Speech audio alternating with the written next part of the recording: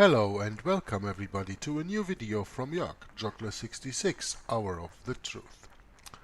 This is the next and I think the last but one part of the book reading The Secret History of the Jesuits. We are still in the infernal cycle in the part that is called John 23rd, Pope John III removes the mask, because it deals about how the Roman Catholic Church actually, at least for people who are busy with this subject, removes the mask and shows its real face.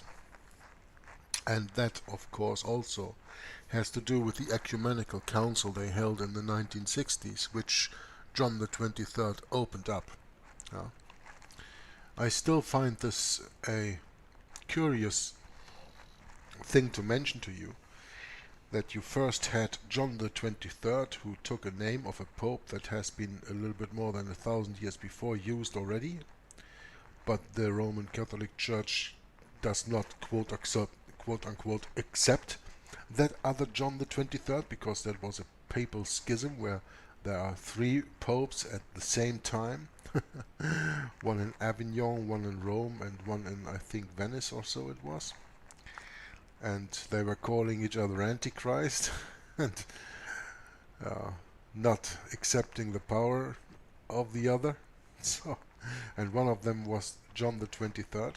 So that name was given to that, or was taken by that Pope in the as the successor of Pope Pius XII in 1958, and he was called John the 23rd, and when he died, just a few years later, I think it was 1964 or 1965, we had Paul the Sixth to take over. So first, and that's the curious thing that I'm talking about, we had John, then we had Paul, and when Paul died in 1978, in the year of the three popes, we had his successor, John Paul. So first John, then Paul, then John Paul. John Paul I only reigned for 33 days, then he was killed by the Jesuits, and then came John Paul II, who we know who has been until 2005 reigning until his death. But I still find it curious that you have first Pope John the 23rd, then Paul the 6th, and then John Paul the 1st and the 2nd. Coincidence? I don't know. What's the meaning behind that? I don't know. Do I care? No. I just think it's a curious fact to know and to think about for once. But now, as I announced, let's go into the last but one reading of The Secret History of the Jesuits, the book from Edmond Paris, published in 1975. We were stuck here on page 187 in the PDF, as you can see. And I want to go back to the last paragraph on page 186, where it starts: to resume its march towards the east, its clerical Drang nach Osten, means the urge to the east, march towards the east, and first retrieve the lost strongholds, the Vatican still relies upon the Germanic secular arm, its main European champion in need of new strength and vigor. At the head of federal Germany, western section of the Great Reich, it had placed a trusty man, Chancellor Konrad Adenauer. I'm gonna look up a picture of Konrad Adenauer here. Let's see if I can get this to Google, because no. Okay, let's see. Just go to Google page here,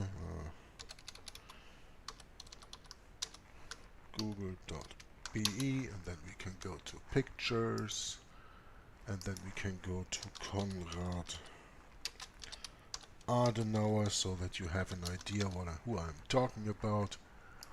He was the chancellor. He was reigning, I think, 3 successive terms in Germany after the Second World War.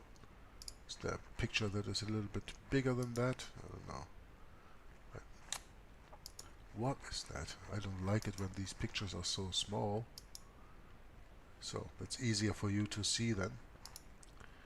I got a little bit more. And this Konrad Adenauer was a chamberlain, privy chamberlain of the Pope. That was actually the same position that also Franz von Papen was occupying. Yeah? So we need to understand, and we know by this, that Konrad Adenauer was a papist. Yeah? And what does that mean for Germany? After having been led into oblivion, into destruction by Adolf Hitler, who was a Roman Catholic, the next man coming to power is the same, again a Roman Catholic, Chancellor Konrad Adenauer. As it says here, the Pope's secret chamberlain, and the politics he pursued for more than 15 years clearly display the Holy See stamp. Exhibiting at first great caution and an opportune liberal state of mind, the man his fellow countrymen nicknamed der alte Fuchs, meaning the old fox, worked at rearming his country. Of course, the quote-unquote moral rearmament of the population and of the German youth in particular was an imperative supplement to the first. That is why important posts in the ministries and administrations of Western Germany are held by many individuals with notorious Hitlerian pasts. The list is long, and captains of industry such as Krupp and Flick, who had not long since been condemned as war criminals, direct again their gigantic works which were restored to them. The end justifies the means, and this end is clear enough. To forge Siegfried's new sword, the arm necessary for revenge, a revenge which would be shared by the Vatican. Who is Siegfried? Well, you maybe don't know him, but Siegfried is a figure from the saga of the Nibelungen, an old medieval saga of Germans, a guy who bathed in the blood of a dragon he slay, and he was invincible. Not invincible, yeah, actually he was invincible, but he could not be hurt because of the dragon blood he bathed in, except for one little space on the back between his shoulders where there was falling a leaf from a tree onto when he was taking the bath in the dragon's blood. And that was his Achilles' verse, if you want to have it that way. That was the only place where he could be hurt, and that of course was the place that was used to kill him later. So that's Siegfried, who was a victorious sword fighter. That's why they used this allegory here, for in case you don't know him. Maybe you want to have a picture of that. Let's see. Nibelungen. Oh, that's so long ago since I studied that. Here you have pictures of that. Siegfried the Dragon Slayer. You see the dragon here, and by the way, the dragon, those are the names given to dinosaurs before 1841, because that word was only invented in 1841. Before that, quote-unquote dinosaurs were dragons, and they were roaming with men from the beginning, because they were created by God at the same time, just a few days earlier or so, before men was created. No, on day 6 he created all animals and men at the end. So, created on the same day. So that's the Nibelungen. Yeah? Okay, you can see that this is not too big, the picture, but you know. That's gotta be enough for you to learn of this saga. That's why he uses here the word Siegfried, to forge Siegfried's new sword, the arm necessary for revenge, a revenge which would be shared by the Vatican. It is then with the perfect synchronism that the Chancellor Chamberlain, during an interview given to a Dutch periodical, echoed the fulminating speech Cardinal Ottaviani had just expressed. The peaceful coexistence of nations whose views are totally opposite is just an illusion which, alas, still finds too many supporters. Yeah, and it even found too many supporters during the quote-unquote Cold War. because that's the thing that it was all about at that time. I mean, let's be honest about that.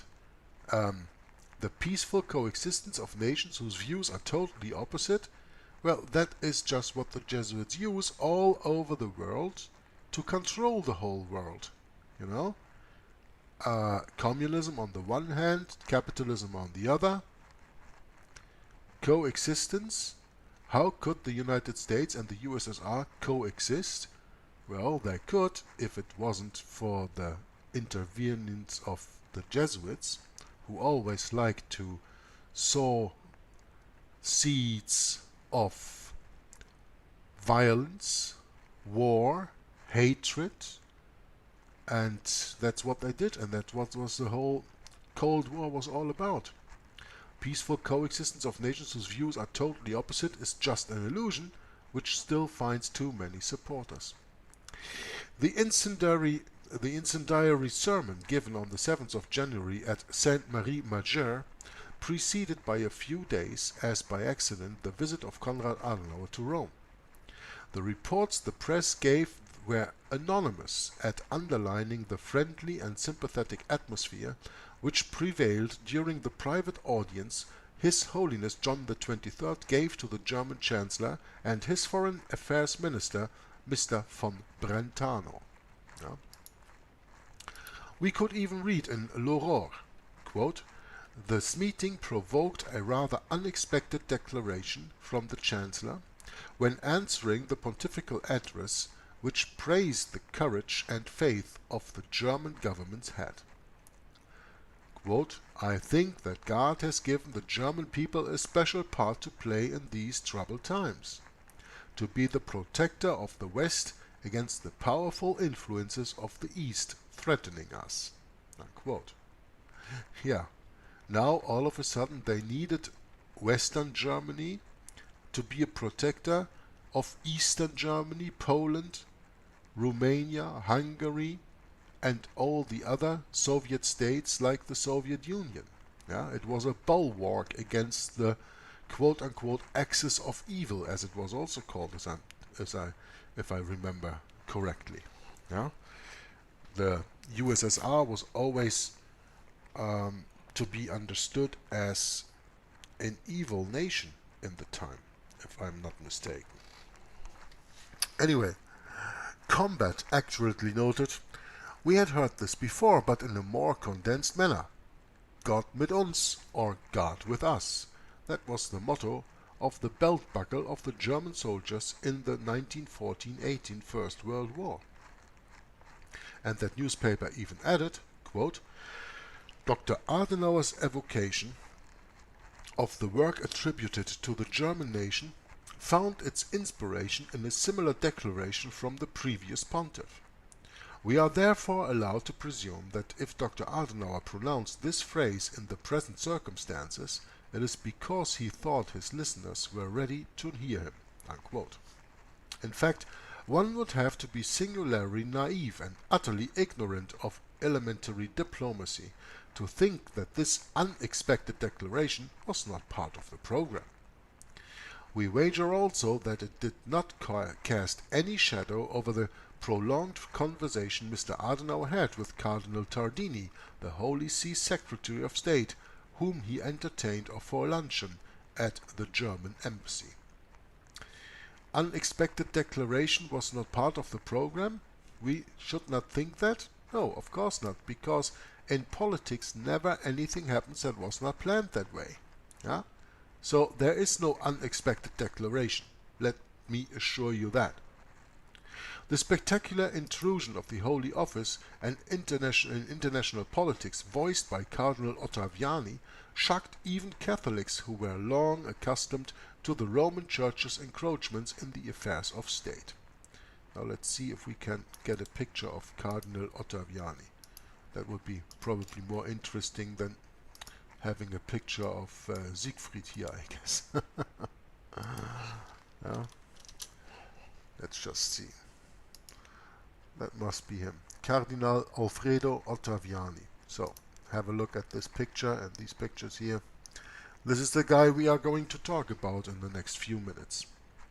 The spectacular intrusion of the Holy Office in international politics voiced by Cardinal Ottaviani, so that means that he probably was the voice of the Inquisition at that time, because we are speaking about the Holy Office, and the Holy Office is the name at that time given to the Inquisition, which is today, again, names changed a few years ago, into the Holy Office of the Congregation of the Faith. Okay? Shocked even Catholics who were long accustomed to the Roman Church's encroachments in the affairs of state.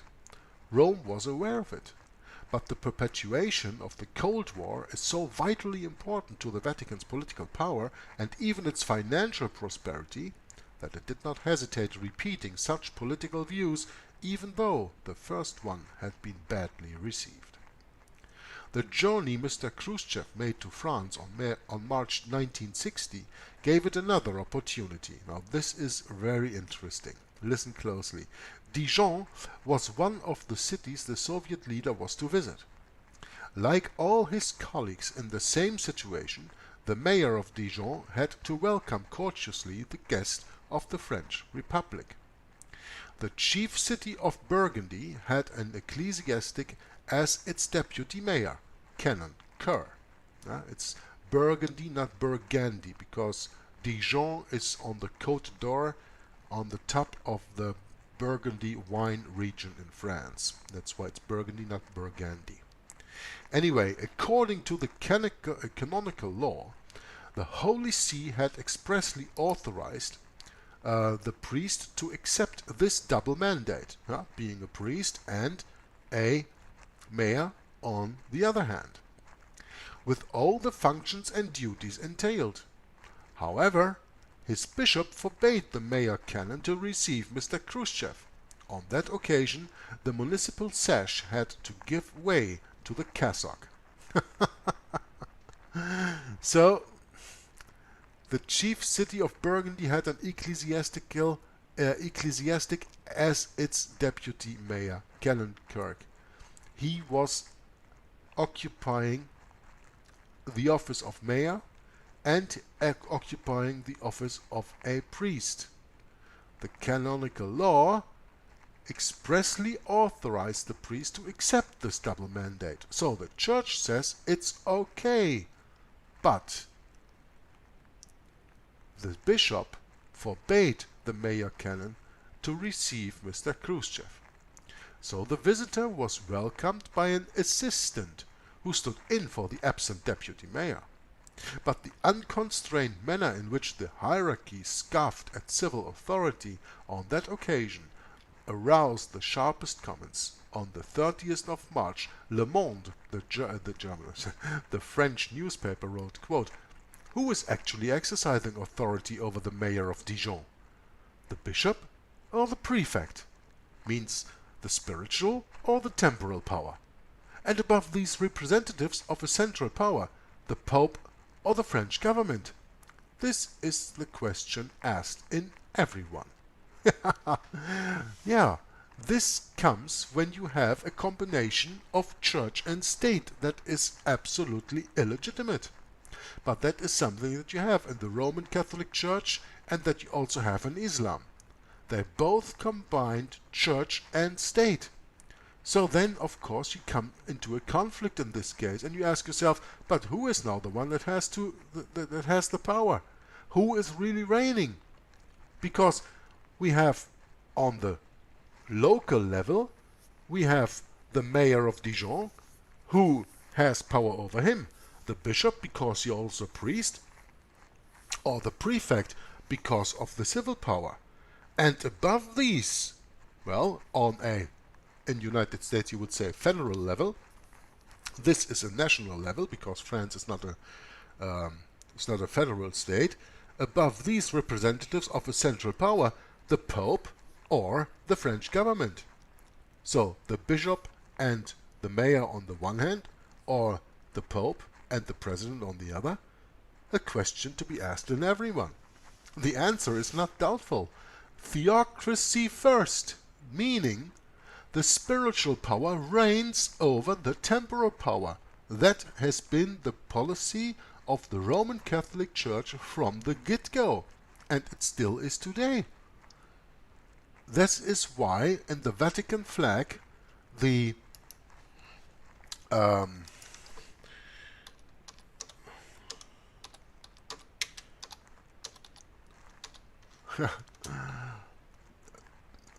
the silver power is overlaid by the golden power, I mean the key, okay? This is why the silver key is under the golden key. You see very distinct here in this picture, even though the resolution is not that nice, you see it, that the golden key is above the silver key. And you knew that, of course, but I just wanted to remind to you during this reading and putting up this picture here, that we are reminded that the spiritual power is always above the temporal power according to Roman Catholic canon law. So the answer is not doubtful. Theocracy first. First the spiritual and then the temporal power. But from now on to be received by a cassock-wearing mayor, will the guests of the French Republic have to be supplied with confession tickets? In the aforementioned article, the editor of Le Monde also rightly says, quote, "Beyond this French interior question," and this is only because in French this happens that the mayor is also a priest at the same time, "the Kerr affair brings to our notice a larger problem. The Vatican's action is not concerned only with the relations between a mayor and his government. In the way it took place, it constitutes a direct and spectacular intervention in international diplomacy." Unquote. So, this is certainly true, and the reactions this affair provoked nearly everywhere show that its import was clearly understood by world opinion.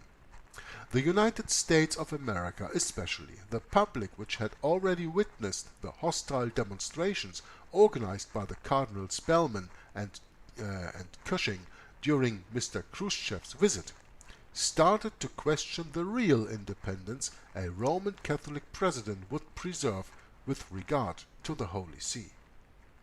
Many feared, in that case, to see the foreign politics of the country bent in favor of the Roman Church's interest. To the prejudice of the nation's interests, no small danger in any circumstances, but above all in the present situation. Now, let's read this again. Many feared in that case to see the foreign politics of the country bent in favor of the Roman Church's interests, to the prejudice of the nation's interest, no small danger. Do you remember Colonel Beck? I don't know, I think we go back to him a little bit later in the reading of this book. Colonel Beck of Poland, who said after Second World War broke out that he too late understood that the foreign policy of his country was in the interest of the Vatican instead of Poland, the country that he was serving. Yeah? The resistance to the move for an East-West détente was then organized openly after the bomb thrown by Cardinal Ottaviani. Okay, that's his picture here. Let's have that a little bit on. A ridiculous instrument, some may say, compared with those which threatened to bury under ruins, sooner or later, nations mad enough to remain in the deadlock of a snarling antagonism. But we can see that the Vatican, compelled to use spiritual arms, endeavored to make the best of them. The Jesuits, who steer its diplomacy, were doing their uttermost to ward off the worst calamity which ever hovered over the Holy See, an international accord which excluded resorting to war. What would become of the Vatican's prestige, its political importance, and all the advantages, pecuniary and others, which proceeded from it if, because of such an accord, it could not plot any more, use its influence, haggle over its cooperations with governments, favor some, bully others, oppose nations, create conflicts for the benefit of its own interests, and, if to serve its immoderate ambitions, it could not find any more soldiers? No one can be deceived, and the Jesuits, even less than others, a general disarmament would toll the knell of the Roman Church as a world power, and the spiritual head itself would totter. We must then expect to see the sons of Loyola opposing, with all their arsenal of tricks, the desire for peace of nations and governments. To ruin the edifice whose foundations are tentatively laid, they will not spare their minds and counter-minds.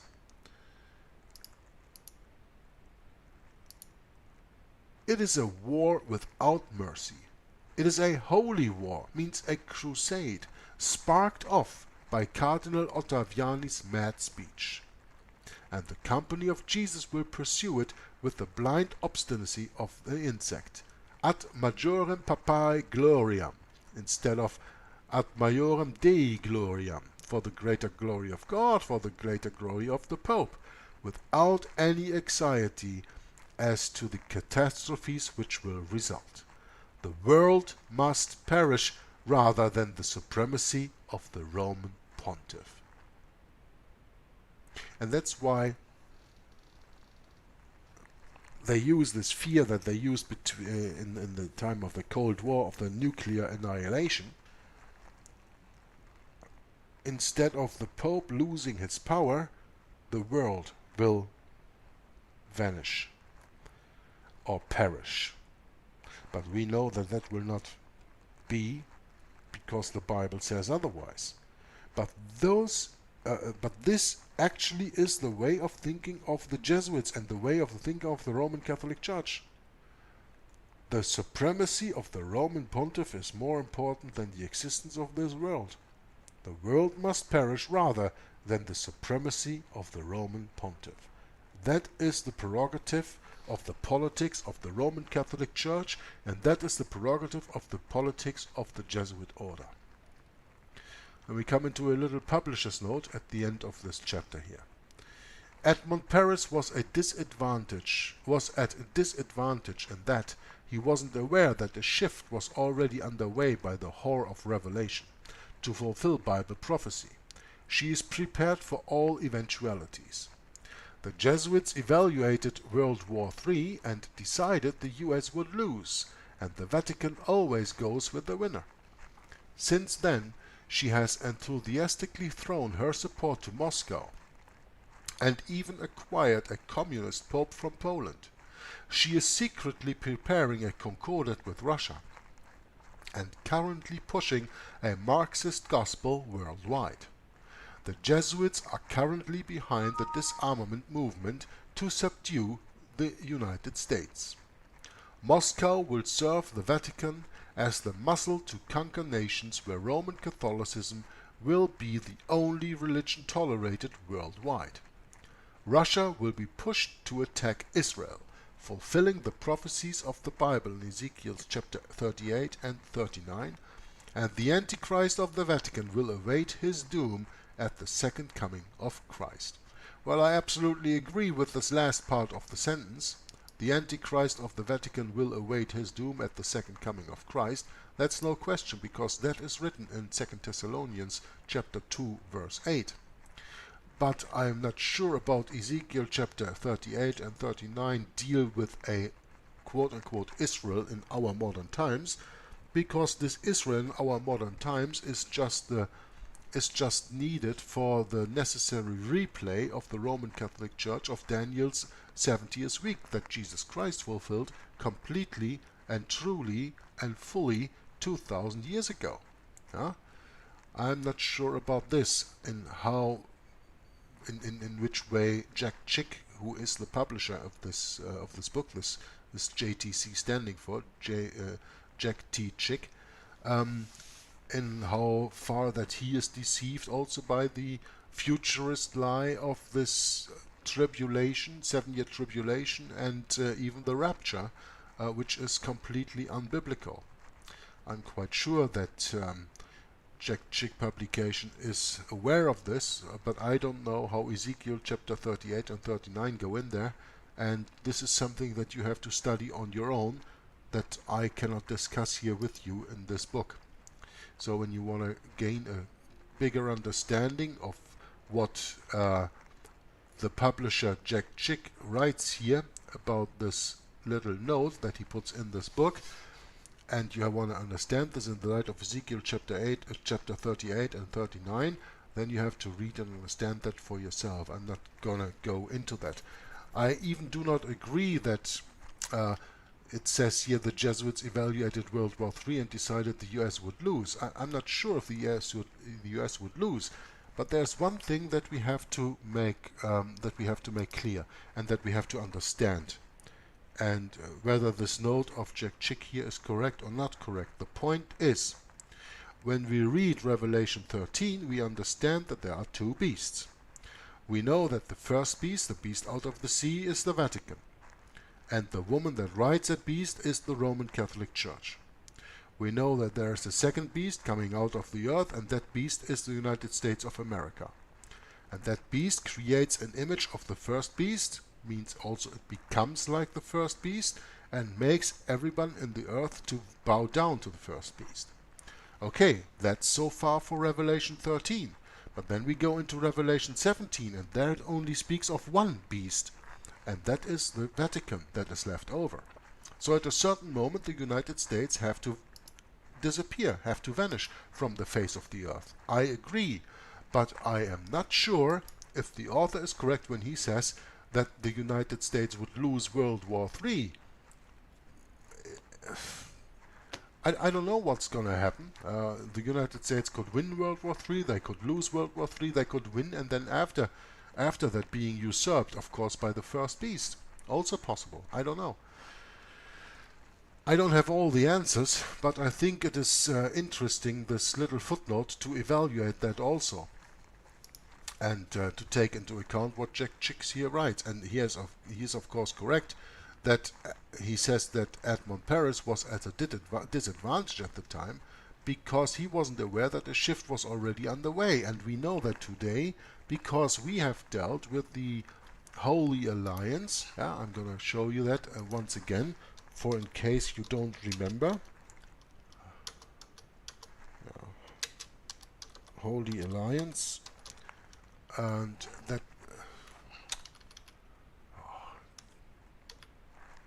sorry, sometimes I'm just bad at typing.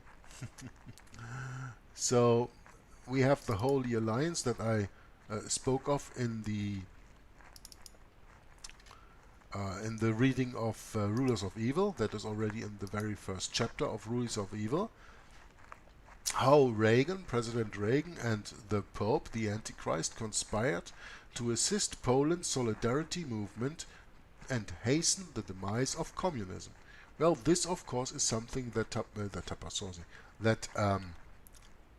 Edmund Paris was not aware of, because he published his book in 1975, and this Holy Alliance article is from 1992, and we are speaking of a conspiracy between the American president and the Antichrist in the 1980s during the reign of Ronald Reagan in the United States of America, which brought down communism, and especially the Berlin Wall in 1989. So that's 14 years after the publishing of this book. So of course Edmund Paris has here a disadvantage. In how far, for the rest, the words of Jack Chick here are true, I don't know. I don't want to evaluate. I don't want to give it any value at all. I think we as Christians, as Bible-believing, Jesus-following Christians, shouldn't even care about that. All this politics should be far away from our beds. We should not care about that. Let them do whatever they want. We have Jesus Christ. The only thing that we have to do is what I'm doing here with readings like this: spread the gospel, spread the word of Jesus Christ to every creature in the world, and make sure that a lot of people, that as many people as you can reach, are not deceived by these politics. Expose these politics, but don't mingle into them. Don't start to make predictions of them. This is what I don't like here in the editor's note from Jack Chick. This is quote-unquote making predictions.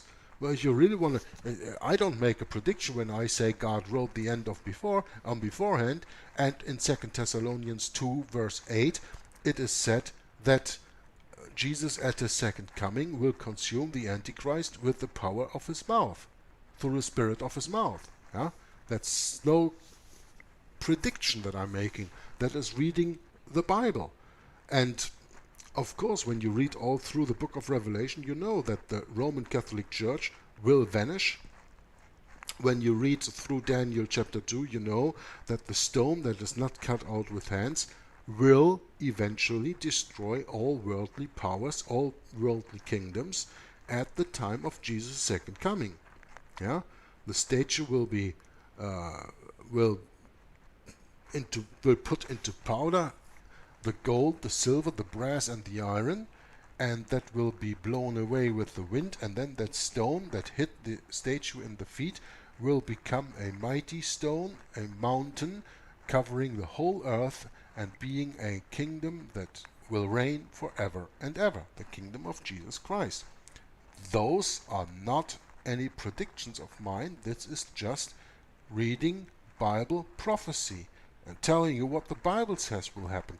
When Jack Chick here, with his editor's note, speaks about that the Jesuits evaluated World War III and decided thus and so, I think that is personal opinion, and I do not necessarily share that opinion. But I just wanted to make sure that you understand why I'm talking about this. Okay?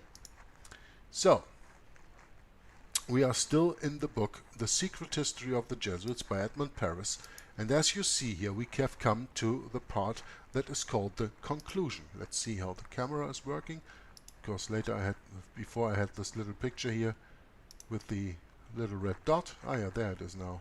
Okay, that it was working, so I didn't need to check this. So we have come now to the conclusion on page 190, so that means we have about 7 pages left, and I will probably not go through all the 7 pages right now.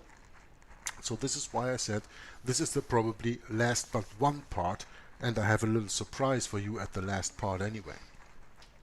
A positive surprise, by the way. So, we have recapitulate. Yeah, someday I learn how to read. Tom Fraser always says when he encounters things like this. We have recapitulated in this book the main manifestations of the multiform activity deployed by the Company of Jesus during 4 centuries, from the start in 1540 until the end of the Second World War, 1945. That's exactly about 4 centuries. We have established also that the militant, even military character of this famous and ultramontane institution fully justifies the title often attributed to it, the secret army of the papacy. To the front of the action, for the glory of God and especially of the Holy See, is the order these ecclesiastical soldiers gave themselves, and of which they are proud. At the same time, they endeavor, through the book and pious press, which they supervise, to disguise as much as possible and present as apostolic enterprises the action they exercise in their favorite field, the nation's politics. The clever camouflage, the protestations of innocence, the railleries about the quote-unquote dark schemings attributed to them by the disordered imagination of their enemies, and which are groundless according to them, all this is outweighed by the enormous hostility of public opinion towards them, always and everywhere, and by the inevitable reaction to their intrigues which brought about their expulsion from every country, even from the most strongly Catholic. And I explained to you more than enough that the expulsion from every country was a planned incident by, at that time, Lorenzo Ricci, to make sure the order of the Jesuits got a deadly blow, hid behind the Illuminati for the time of their suppression between 1773 and 1814, and then came up as a most and for all more secular order.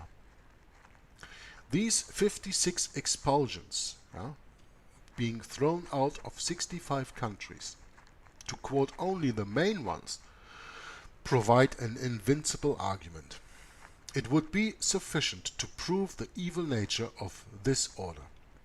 How could it not be injurious to civil societies, as it is the papacy's most efficacious instrument in imposing its law on temporal governments, and that this law, by nature, has no consideration for the various national interests?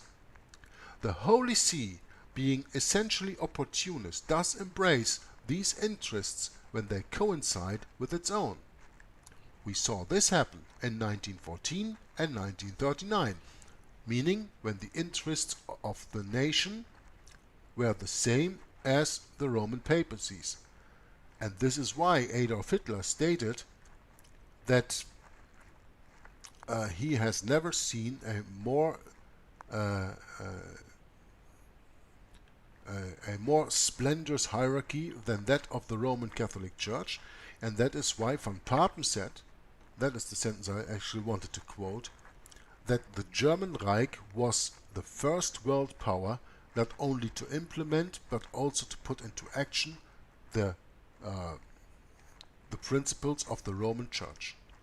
This is why we saw this happen in 1914 and in 1939. But if it brings them a substantial help, then the final result is not beneficial for all that. That was seen in 1918 and 1945. You see how important this little sentence is to understand? In 1914 and 1939, at the outbreak of World War I and the outbreak of World War II, the nation that started this war had the same interests as the Holy See, and in 1918, at the end of World War I and in 1945, these interests were not the same anymore, and that's why the world wars ended, and that is why Germany got smashed. Terrible to its enemies, or those who oppose it, the Vatican, this amphibious clerical political organization, is even more deadly to its friends. By observing some vigilance, one can be forewarned of its underhand thrusts, but its embraces are deadly. On that subject, Mr. T. Young wrote in 1874 the following lines, which have not grown old in the meantime, at the writing of this book, 100 years old. The power of France is in inverse ratio to the intensity of her obedience to the Roman Curia. Ha! This is a very interesting sentence. And let's make sure that especially my American brethren understand the sentence very well. Because let us just replace the word France with the United States of America. The power of the United States of America is in inverse ratio to the intensity of her obedience to the Roman Curia. Of course, Edmond Paris writes this book from a French perspective. He was a Frenchman. But I am reading this book to you, also to my brethren in the United States of America, to help you understand European history, and with European history, the history of the Jesuits, and with that also the history of your own country. And when we replace the United States of America, or France, with the United States of America in this sentence, it is quite obvious what pickle you're in today in the United States of America. The power of the United States of America is in inverse ratio to the intensity of her obedience to the Roman Curia. I mean, I don't have to analyze every little word in this little sentence. You understand what it is written here?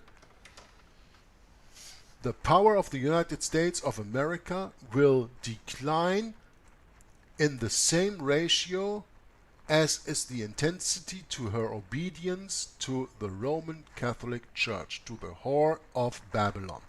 In other words, the more the United States listens to and lets the Roman Catholic Church rule in her country, the more power it loses. And I am speaking not of power in the world, because America has a lot of power in the world right now in 2018, but it does not have any power of its own anymore. It is completely ruled by a foreign pontiff, by a foreign Caesar, by a foreign power. The United States of America is ruled by Rome. And who is the dupe? Well, about 300 million people living in that country, having to pay for that. So what the author writes here, or what Mr. Young wrote in 1874, speaking of France, is today in 2018 and even some years ago the same, valid for the United States of America. And let me assure you, for Germany, for Belgium, for Italy, for Spain, for Russia, for China, for Thailand, for Vietnam, for Japan, for Brazil, for Mexico. I mean, you can put any name in here. What Mr. Young wrote is universally to be understood. And with universally in this case, sorry, I don't mean Catholic. No, but I mean you can put any name in here, any country in there. The power of your country that you are living in is an inverse ratio to the intensity of her obedience to the Roman Curia. Just scrap France, just scrap the United States, just scrap Germany, wherever country you are in, put in the name of your country. The power of any country is an inverse ratio to the intensity of her obedience to the Roman Curia. This is what you should understand from this very important sentence. And from a more recent witness, not 1874, but a little bit later, we read Joseph Ours. When studying the effect of our very relative disobedience, he wrote, quote, "There's no doubt about it. Right through the continent, and maybe today all over the globe, wherever Catholicism is tempted to become political, it is also tempted to become anti-French." Again, end quote, again he writes this from a French point of view. Let's read, instead of anti-French, let's read anti-nationalistic, anti-patriotic if you want. There's no doubt about it. Right through the continent and all over the globe probably, wherever Catholicism is tempted to become political, it is also tempted to become anti-nationalistic. Nationalistic meant in the country that we are dealing with. A just remark indeed, even though the term tempted is rather weak. I agree. We will nevertheless conclude that to obey would be more to the point. Is it not better, in fact, to expose oneself to this hostility rather than to have come to this conclusion, like Colonel Beck? I mentioned him a few sentences before. Colonel, why doesn't he just want to copy this here? Colonel Beck. I'm going to show you the picture again. He comes from one of the earlier readings. Oh, I don't get it. Sometimes this computer really makes me mad. Beck. So, here's Joseph Beck, who we talk about. Again, is it not better, in fact, to expose oneself to this hostility rather than to have to come to this conclusion, like Colonel Beck, former Foreign Affairs Minister of the very Catholic Poland? And we read about that earlier in this book, as the footnote 2a tells us. It is from the declaration made on the 6th of February 1940, so after the outbreak of the Second World War, because Poland was overwon with the quote-unquote Blitzkrieg, starting in September 1939. 6 weeks later it was completely conquered. This declaration was made on the 6th of February 1940 during the Second World War, after the defeat of Poland by Colonel Beck, Foreign Affairs Minister of Catholic Poland, who says, and I'm going to highlight it for you, "The Vatican is one of those principally responsible for the tragedy of my country. I realized too late that we had pursued our foreign politics just to serve the sole interests of the Catholic Church." Unquote. So that means that the interests of the foreign politics of Poland did not serve the country Poland, but did only serve the Roman Catholic Church. How is that any different from today, from the United States of America? I mean, all your nationalistic and patriotic feelings aside, what does America have to do with about 200 military bases all over the world? Why does America have to be the policeman all over the world? Is your country therefore any safer? Any more secure? Do you have any more security? Do you have any more peace, any more freedom because of that? No, you don't. Look at 9/11 and what happened after that. What Colonel Beck said here in 1940 still counts today for the United States of America. But the problem is that your minister, your Secretary of Foreign Politics, your foreign minister, or even your quote-unquote Secretary of Defense, which is actually the Secretary of War, that's the name they bore earlier, that is much more true, they are dealing for the Pope. They are working for the hierarchy of the Roman Catholic Church. They are working for the Jesuits. They are working for Satan's agenda, and not for the agenda and not for the prospering of the United States of America itself. Exactly as Colonel Beck says here in 1940 about Poland, this could be, if one of your generals would speak, one or other great general in the United States of America saying that to the American public. But if anybody dared to do that, he would be done away with, of course. But really, let the sentence sink in and think about what kind of politics does the United States of America pursue in foreign politics. What do you have to do with North Korea? What do you have to do with China? What do you have to do with Iran? What do you have to do with Syria? Nothing. Why don't you care for your own country? Well, because your politics are not based on national interests, but on interests of the Pope. And no, this is not American bashing, because the same works for all the countries in the European Union, where I live. We are all together in this organization called NATO, North Atlantic Treaty Organization. Yeah? And all the countries in there do the same bidding, do the bidding of the Pope. The United States of America leads the NATO, but all the other countries in there do the same. I mean, whether you lead or you follow is not important. The direction you go is important. And the direction we go is always fighting the wars for the papacy, not our own interests. And that's what Joseph Beck said here. That's what, first of all, Mr. Young said here in 1874. The power of your nation is in inverse ratio to the intensity of her obedience to the Roman Curia. And what Beck said in 1940, the Vatican is one of those principally responsible for the tragedy of my country.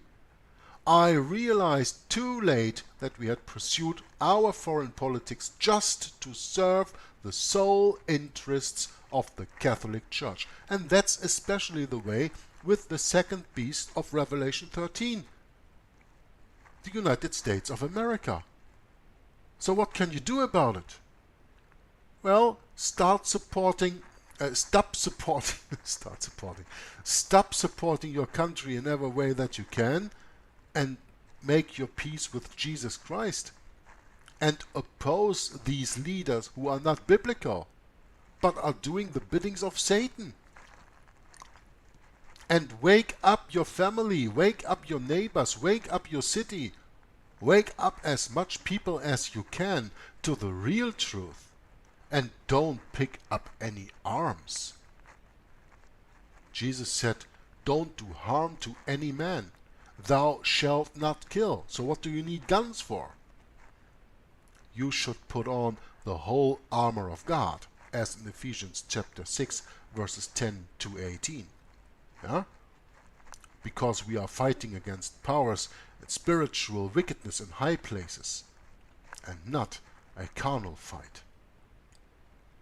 I think this sentence from Colonel Beck here is one of the most important sentences of this whole book, because he, as one of the pawns that was used by the Roman Catholic Church, by the Jesuits, came out and said this.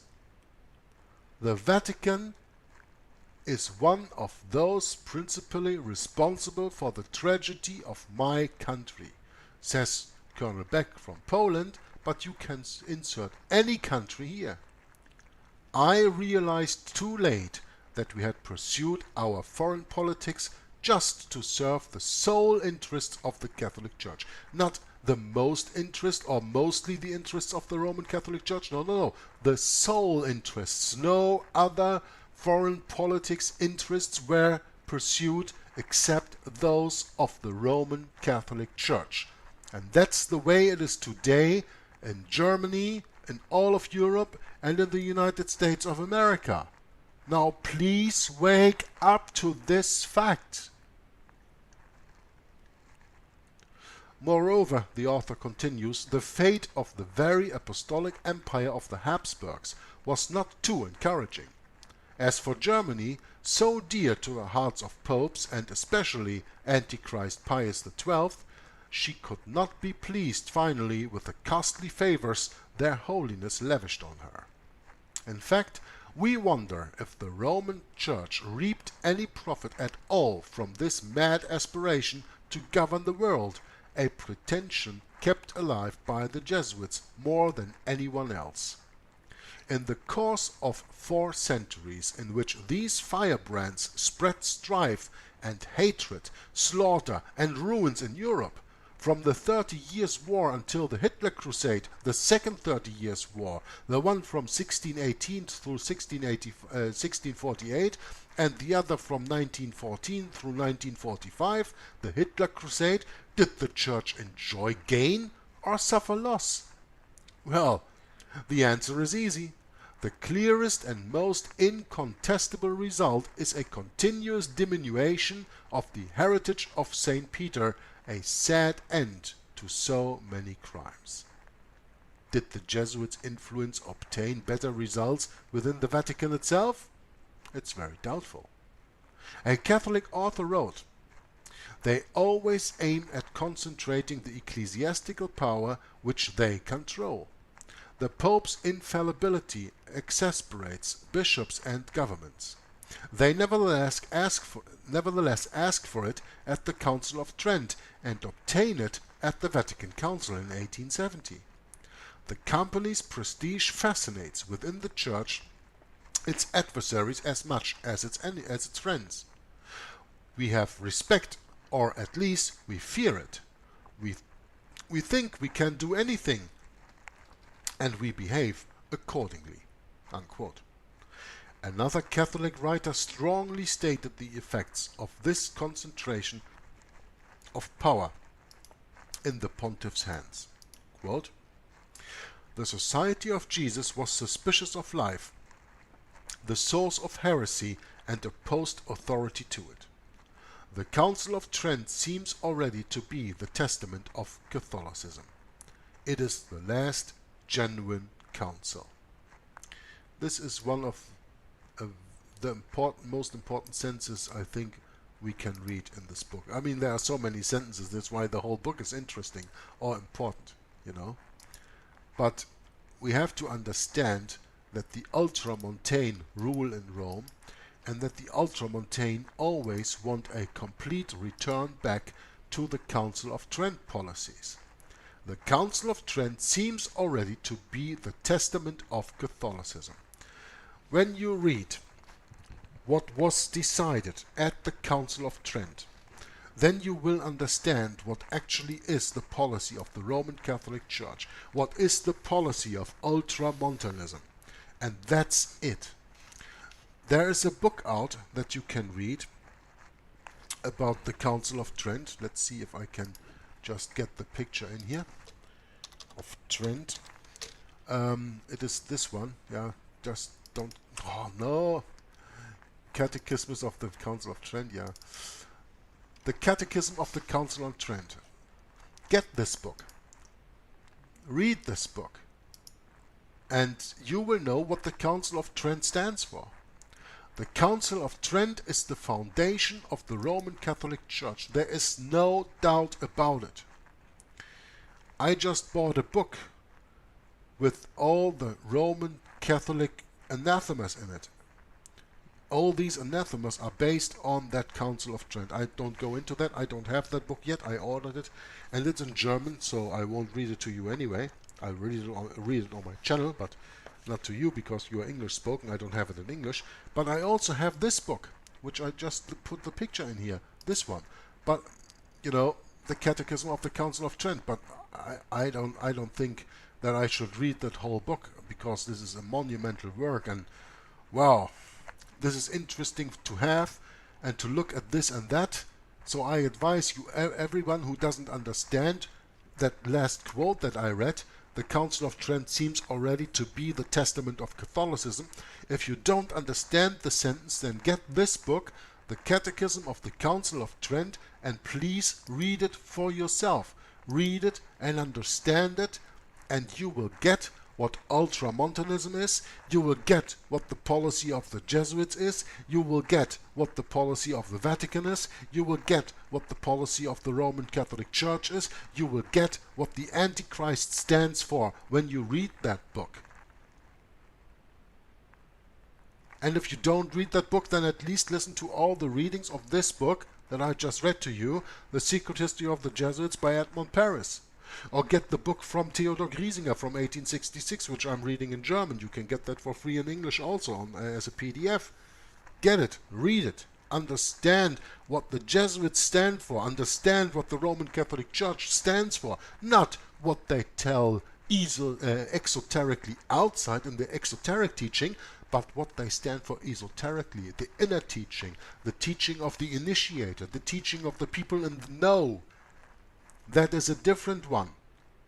And then turn back to this book reading and see everything that I tell you here confirmed with your own investigation, with your own research. That is so important, because it is your own research that counts. I'm a little bit over an hour, and we will continue next time with the conclusion of the book The Secret History of the Jesuits by Edmund Paris. And I urge you to do your own studies, and never ever forget, the most important study of all is the study of the Bible. The 1611 authorized version of the King James Bible is the first study you should do. And then everything else follows. Thanks for watching, thanks for listening, thanks for commenting. And until next time, Jörg from Jogner66 says God bless you and bye-bye. Especially I work in dealing with the infiltration of churches and religious institutions as well as government. That cover a tremendous number of institutions. And the purpose of that infiltration was what for? Well, the purpose is what the Roman Catholic system has all the time as her own purpose, is to infiltrate, to penetrate all the areas of life where the Roman Catholic can have control and access for the coming world government.